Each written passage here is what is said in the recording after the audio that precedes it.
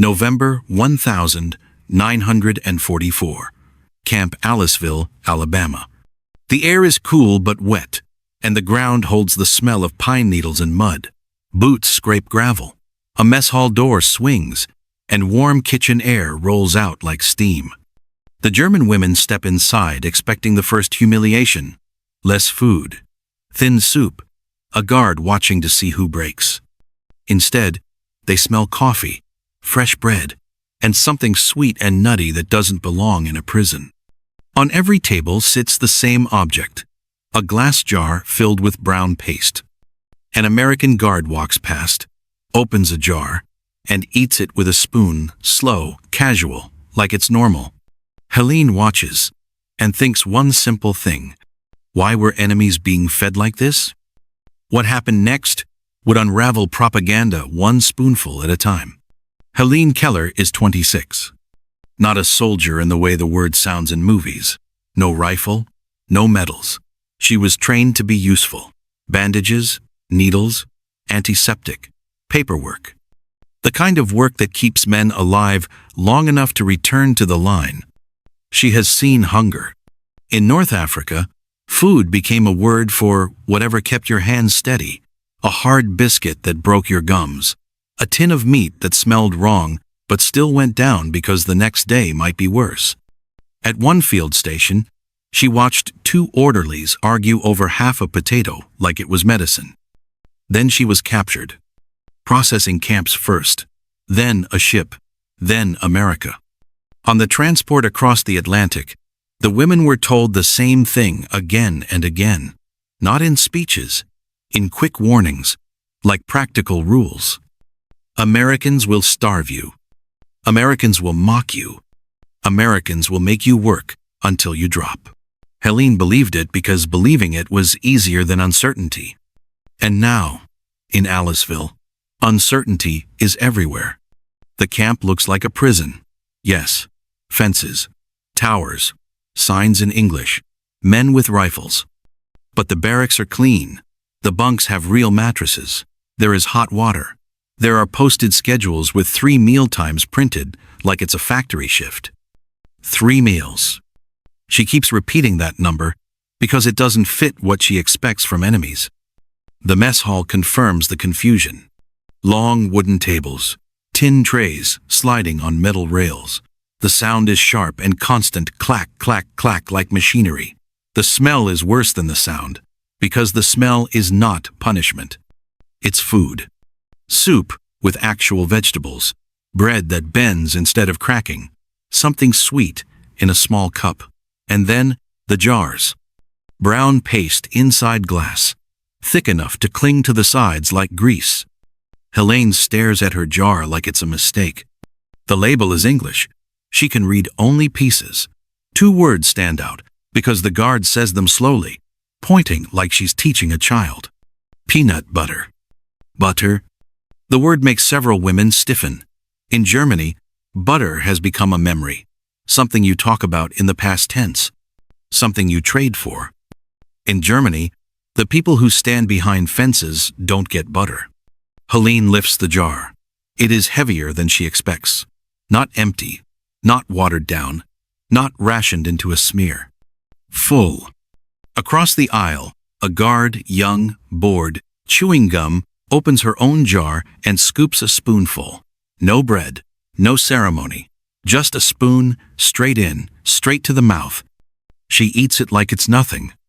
She smiles to another guard and says something Helene doesn't understand. The tone is casual, almost proud. The German women don't touch their jars. A nurse named Anya whispers, "It looks like axle grease." Someone laughs quiet, nervous.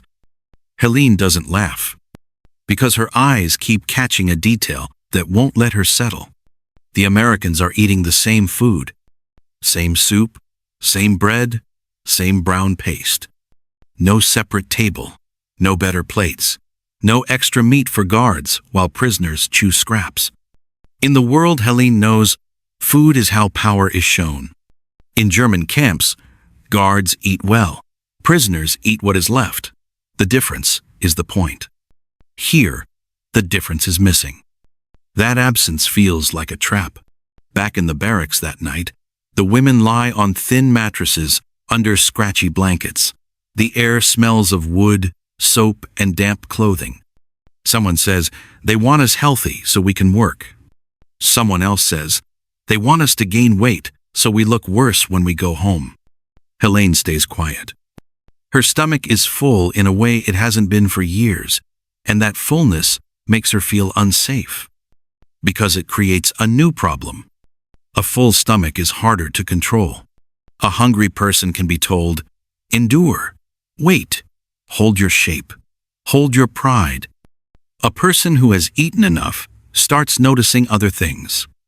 The softness of the bread, the heat of the soup, the fact that the guard didn't spit in anything, the fact that nobody shouted, and the jar. It sits on the table by the wall where Helene has placed it like evidence. The lid is still sealed. The brown paste inside doesn't move. She keeps thinking about the guard's spoon. Not the first spoonful, the second. Because the first could be demonstration, a joke, a performance. But the guard took a second spoonful like she wasn't thinking at all. Like she did it every day. Helene turns onto her side and listens to the camp sounds boots outside, a distant door, a cough in the next bunk. She tells herself she will not touch the jar tomorrow. Then she tells herself she will take one taste, only to understand what she is looking at. Only one. But even as she makes that rule, she already knows what scares her. If it tastes good, she will want a second spoonful. And wanting more is the beginning of losing control. And the next morning, it will be on the table again. Morning comes gray and wet. Not rain exactly, just moisture in the air that clings to hair and wool and the collars of uniforms. The camp smells different in the morning: cold boards, damp dust, and coffee drifting from somewhere the women can't see. Helene wakes before the whistle. She lies still and listens to the barracks breathe. Someone turning in a bunk, someone clearing a throat, the small sounds of bodies trying to pretend they are not afraid. Her jar is where she left it, under her bunk, wrapped in a shirt like contraband. She tells herself she is not hungry. That is the strange thing. She isn't hungry in the desperate way she expected to be in captivity. Hunger has been her companion for so long that waking without it feels wrong, like forgetting a weapon. At roll call, the women stand straight, faces blank, eyes forward. They expect a punishment for something they don't know they did. That expectation never leaves. It just moves deeper into the muscles. Breakfast line, tin trays, the same metal rail, the same clack of trays sliding forward. Bread again, coffee again, eggs that actually look like eggs. And in the center of the table, the jar. Not one jar, several, like nobody is counting them. The translator, a young man with careful German, says, "Peanut butter is part of your ration." Ration. The word makes Helene's jaw tighten. Because a ration is supposed to feel like scarcity, like control, like humiliation dressed in paperwork. This looks like supply. The women sit, and for the first 10 minutes, they eat everything except the peanut butter. Soup is safe. Bread is safe. Coffee is safe. The jar is unknown. Helene watches the Americans again. She forces herself to look casually, not like she's studying them. A kitchen worker female, mid-20s, hair pinned up, spreads peanut butter thick on bread like plaster. Then she adds something red from another jar, jam. She presses it together and wraps it in paper. A guard calls it something short, like a nickname. PB&J. The worker laughs. Best lunch in the world. It is said with the confidence of someone who has never had to earn a meal through fear. Helene tries to imagine a German soldier saying, "Best lunch in the world" in 1944. It feels absurd. Next to her, Ingrid signals operator, Hamburg. 22 keeps staring at the jar, like it's staring back. Ingrid whispers, "I cannot stand," not knowing. A few women shift. A few pretend they didn't hear. In a camp, curiosity is dangerous. Curiosity makes you move first. Ingrid reaches for the jar anyway. Her hand shakes, but not from fear of guards, from the weight of choice. She twists the lid. A soft pop. The smell rises immediately. Not bad, not chemical, not poison. Nutty, warm, slightly sweet, like roasted seeds, like crushed hazelnuts, but heavier, fatter, dense. Helene watches Ingrid's face change as she smells it. Not joy, not relief. Confusion. Ingrid takes a knife and spreads the thinnest layer on bread, almost transparent, like she's testing a medicine. She lifts it, takes the smallest possible bite. The table goes quiet. Helene hears someone swallow. Not Ingrid. Someone else. Ingrid chews slowly, eyes focused on nothing. Then her eyebrows lift, just slightly, as if her mouth has told her something her brain wasn't ready for. Helene whispers, "Is it terrible?" Ingrid shakes her head once. "No." "Is it good?" Ingrid takes another bite, bigger this time. She closes her eyes for half a second, just long enough for Helene to see it. "It is good," Ingrid says, surprised by her own words. "Salty, sweet, it sticks." She swallows and looks at the bread as if it has changed shape. "It fills you," Ingrid says, "like strength." That word lands hard in Helene. Strength. Because strength has been rationed out of her body for years. Strength is what starvation steals first. Not the flesh, not the weight, strength. Hands that shake when they shouldn't. Legs that feel hollow. The constant cold, even in heat. Ingrid's hand goes back to the jar, not carefully now. A second woman opens another jar. Then another. The lids pop in small sounds across the table like distant firecrackers. The smell spreads. Within minutes, women are spreading peanut butter onto bread in thicker layers. A nurse named Britta, quiet for weeks, takes a bite and says one simple sentence, barely audible.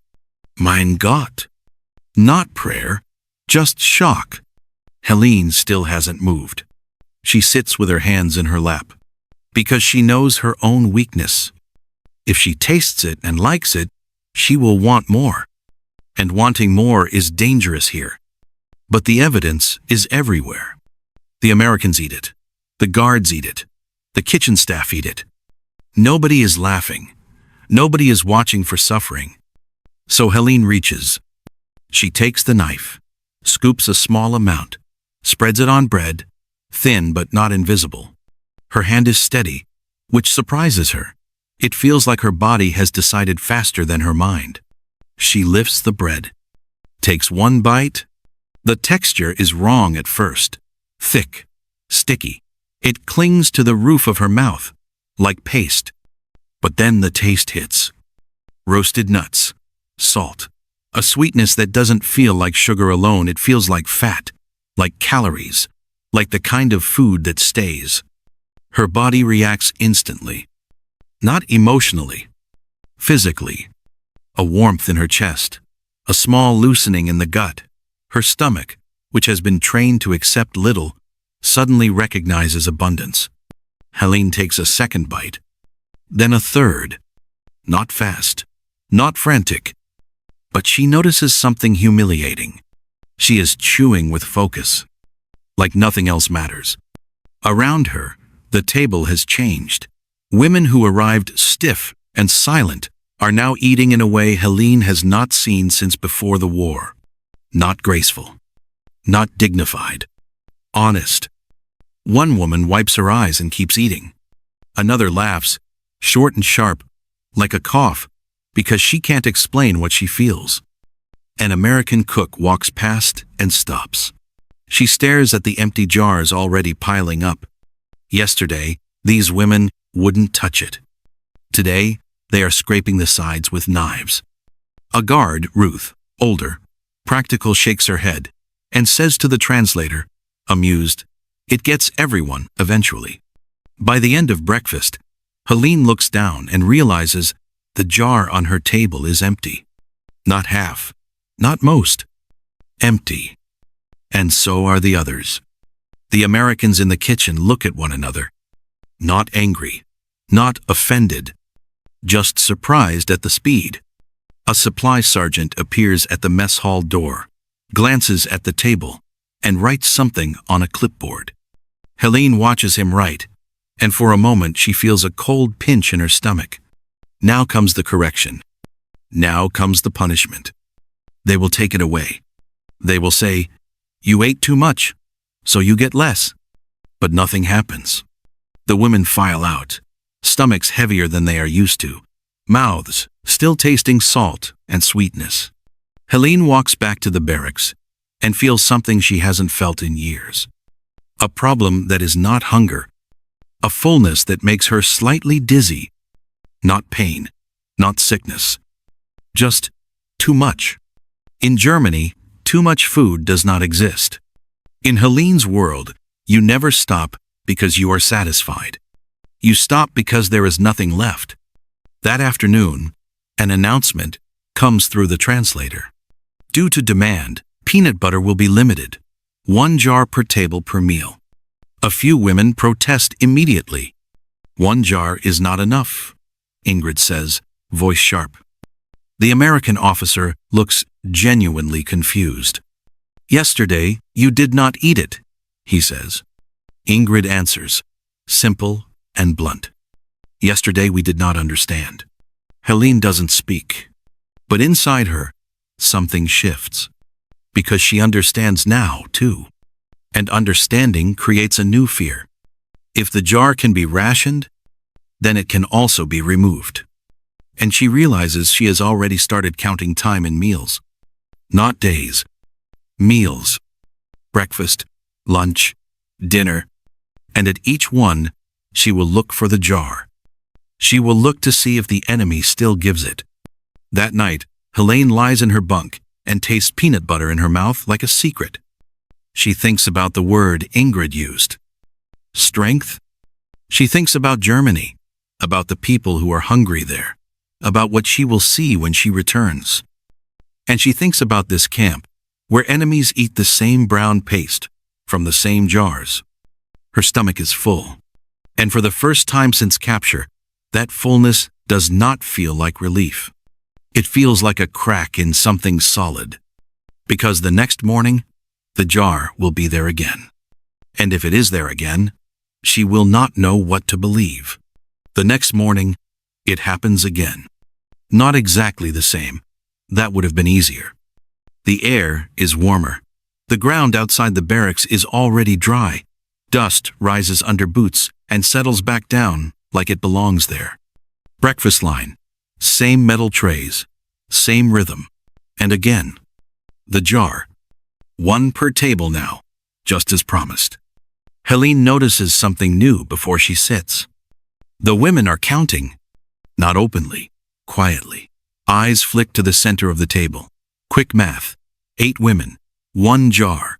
How thick can each layer be before it's gone? No one speaks. The first woman spreads carefully. Too carefully. The knife barely touches the surface. The second spreads more boldly. By the third, the tension is visible. Someone clears her throat. Someone else shifts on the bench. Helene waits. She has learned something overnight. This food is not just food. It is certainty. It tells you what kind of world you are in. She spreads her portion and eats slowly, forces herself to chew, to swallow, to pause.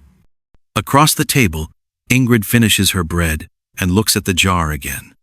Not greed, calculation. She hesitates. Then she reaches back in and scrapes the side of the jar, just the thin layer left behind, the part no one officially owns. No one stops her. No one comments. That silence says more than permission. The jar is empty before half the table is finished. For a moment, the women sit very still, waiting for a reaction, for a guard to say something, for a rule to appear. Nothing happens. The Americans, pass by with coffee pots. One refills a cup without being asked. Helene realizes something unsettling. The Americans do not seem to care how fast the jar disappears. Only that it does. By lunch, the pattern is set. Everyone eats faster. Not because they are hungrier, but because they are afraid of missing it. Helene hates this about herself. She recognizes it from ration lines in Germany, from soup kitchens, from places where food meant survival, not nourishment. She thought she had left that behind. But the jar brings it back. At lunch, a guard makes a mistake. He sets down 2 jars at one table. For 3 seconds, nobody moves. Then a woman named Marta laughs a sharp, surprised sound and pulls one jar closer like a reflex. The guard notices, shrugs, and walks away. No correction. No yelling. The women stare at the extra jar like it might disappear if they acknowledge it. Helene watches the American guards eat lunch nearby. They spread peanut butter thick, wastefully thick. Some don't even finish their bread. One throws the last crust into a bin without looking. Helene's jaw tightens. Not anger. Something colder.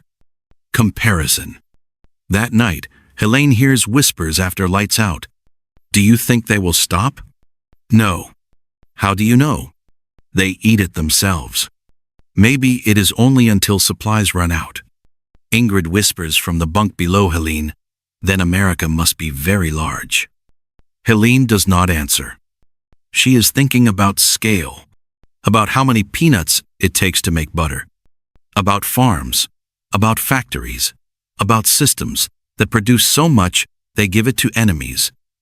On the 3rd day, the camp runs out. Not completely, but enough that breakfast is served without the jar.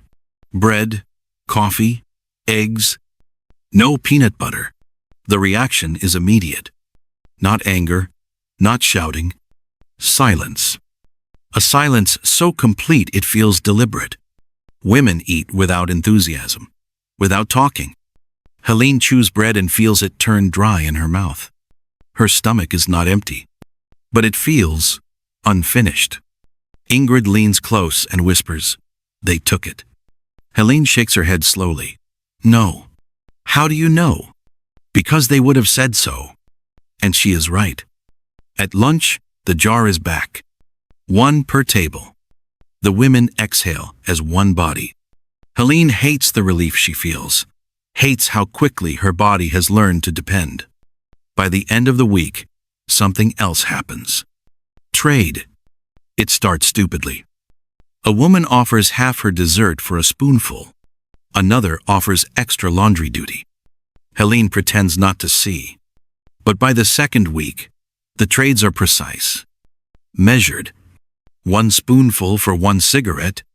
2 spoonfuls for a bar of soap.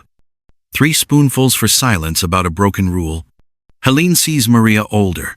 Careful, remove her earrings one night and hold them in her palm. Silver. Dull from years of wear. She whispers to Ingrid, "I will trade these." "For what?" Ingrid asks. Maria doesn't answer. She doesn't have to. The peanut butter has become currency. Not officially, but reality rarely needs permission. The Americans notice. They pretend not to. A guard jokes, "Looks like you ladies found your gold." The women laugh too loudly. Because it's true. The jar appears 6 times a day now, in Helene's thoughts. Breakfast, lunch, dinner. And in between, she dreams of it once. Not the taste. The sight of it on the table. Still there. Untouched. That dream wakes her with a start.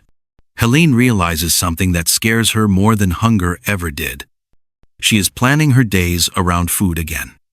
Not because she is starving, but because she has learned what enough feels like. And once you know that feeling, going back is harder than never having it at all. One evening, she writes in her notebook, "Peanut butter is ordinary here. That is the most frightening thing." She closes the book and hides it.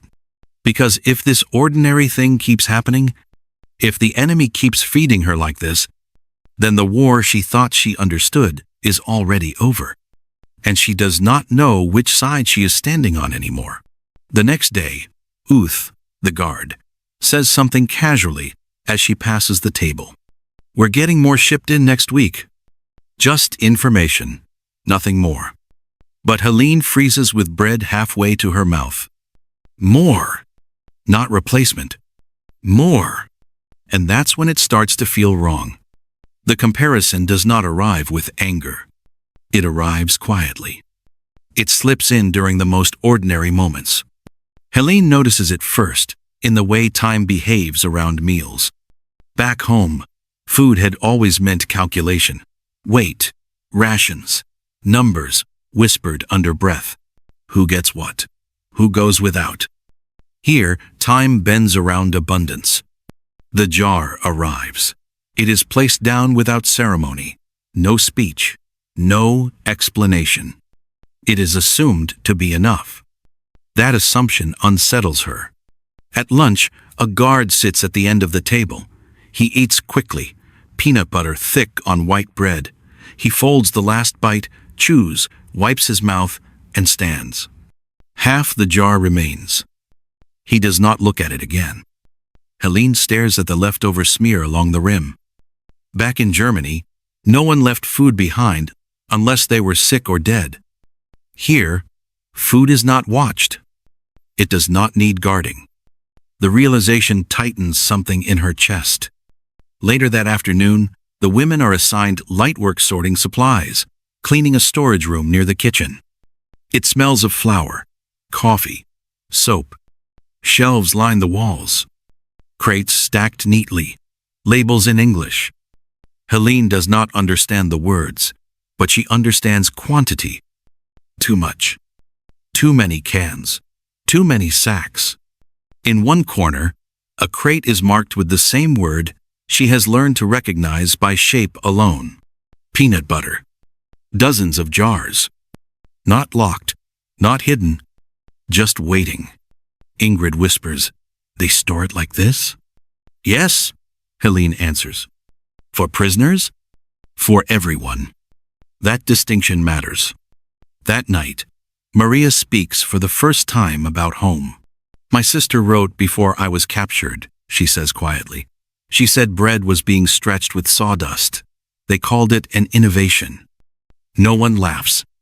Helene remembers similar phrases, clever substitutes, patriotic recipes, making do. Here, there is no language for making do. Only choosing. At breakfast the next day, something small happens. A jar tips. Peanut butter smears onto the table. A gasp ripples through the women. Before anyone can react, a guard grabs a cloth and wipes it away. "Don't worry," she says. "There's more." More. The word lands heavily. Helene repeats it silently. More means surplus. Surplus means security. Security means someone planned for the future and did not lie about it. The comparison sharpens. She thinks of German radio broadcasts, confident voices, promises of endurance, victory through sacrifice. And she thinks of this table, this jar, this quiet certainty that tomorrow's meal will exist. By the end of the week, the women stop pretending not to compare. They speak openly now, but softly. "Do you remember how thin everyone was? My mother stopped menstruating in 43. My brother stole potatoes and was beaten." Helene listens. She does not add her own memories. They are too heavy. One afternoon, Ingrid returns from the library holding a magazine. She points at a photograph. A family at a table. Meat, vegetables, bread piled high. "They printed this during the war," Ingrid says. Helene nods. "Why would they show this if it wasn't true?" Ingrid asks. Helene does not answer. Because the answer is already obvious. At dinner, the jar is passed down the table. Helene takes her portion and pauses. She realizes something new. The guilt has started. Not for eating, but for eating well. She imagines her mother's hands, thin, veins raised, always cold. She spreads the peanut butter anyway. Her hands shake. This time, the anchor feels different. It no longer brings comfort. It brings weight. Across from her, Maria eats slowly, carefully, like someone saying goodbye. "Do you think we deserve this?" Maria asks quietly. Helene chews, swallows. "I don't think that's the question," she says. "What is? Why they don't ask it at all?" The Americans do not seem to measure worth at the table. They measure portions. That night, Helene dreams again. This time, she is back home. The jar is on her family's table. Everyone stares at it. No one knows who should open it. She wakes before anyone does. The comparison has settled in fully now. It no longer screams. It simply exists. And the next day, when the jar appears again, untouched, unquestioned, Helene feels the guilt deepen, and something else alongside it. Understanding? The realization does not come as a sentence. No one says it out loud. It forms instead in the body, in how Helene's shoulders no longer tense when footsteps pass behind her, in how she no longer hides the spoon, in how the jar sits on the table and no one flinches. By now, the meal has become routine, and that is what makes it unbearable. Routine means normal. Normal means intentional. This was not an accident, not charity, not a test. It was simply how things were done. One afternoon, Helene is assigned to kitchen duty. She stands near the back, peeling potatoes. Steam rises from metal vats. The heat is steady, not punishing. An American cook works beside her, middle-aged, slow hands, calm. He hums while stirring. On a shelf behind him sit open jars. Peanut butter, used freely, scooped without counting. Helene watches him wipe the spoon on the rim and drop it into the sink. He does not scrape it clean. He does not look back. That moment breaks something open. Not violently, quietly. Because waste is only possible when there is more than enough. Back home, even crumbs had purpose. Here, residue is meaningless.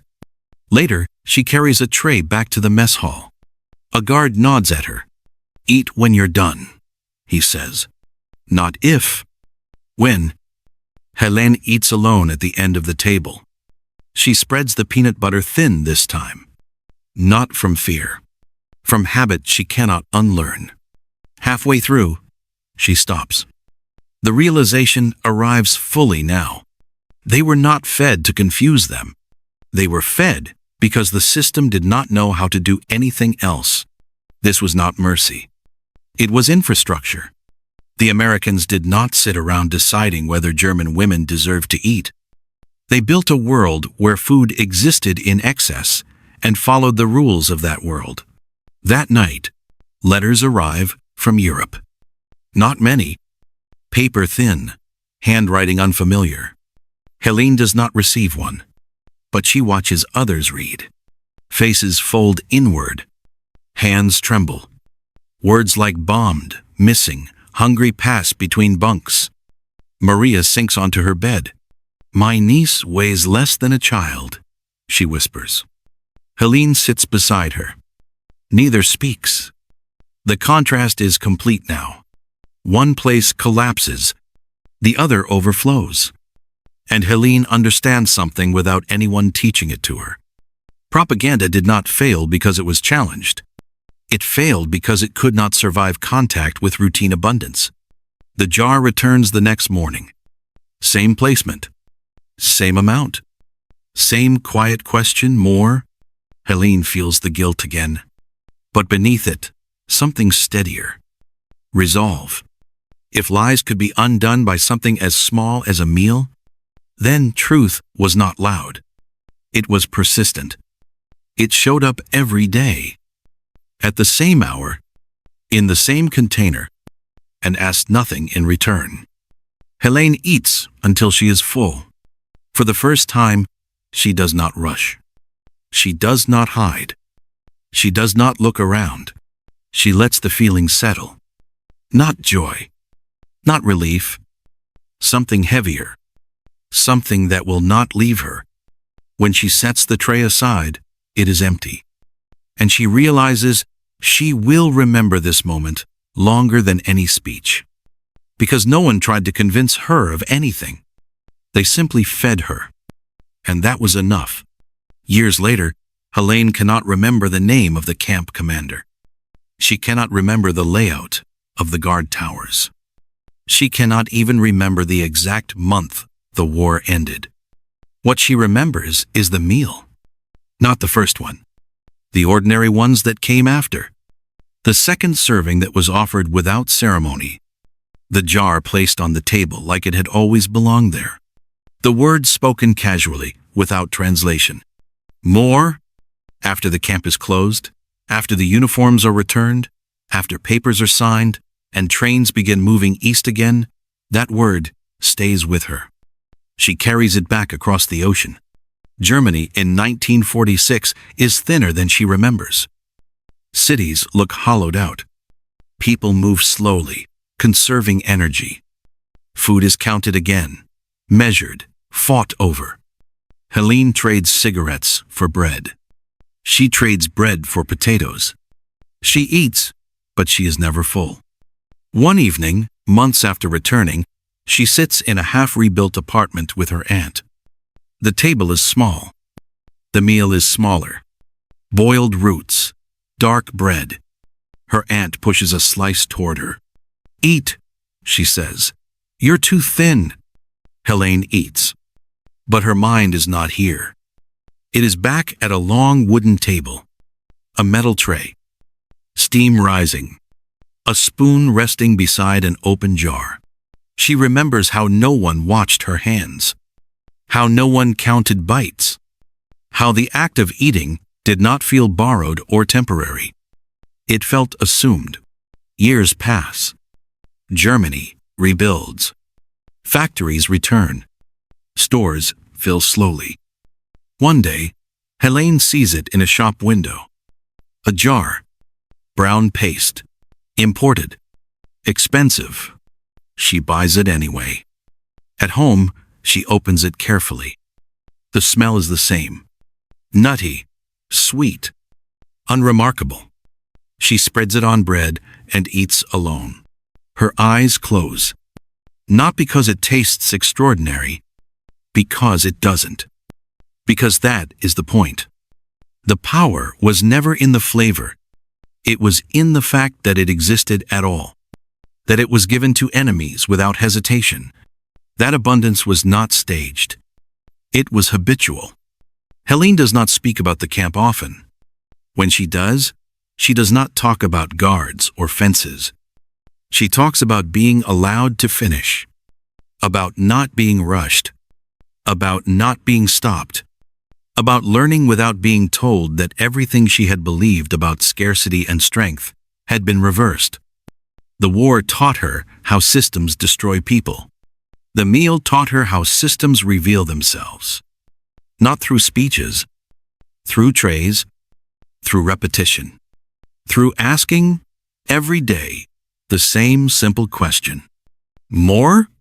When she is old, when her hands shake, when food is once again measured carefully, she still eats slowly, still finishes what is in front of her, still remembers a place where no one took the bread away, where being full was not a reward.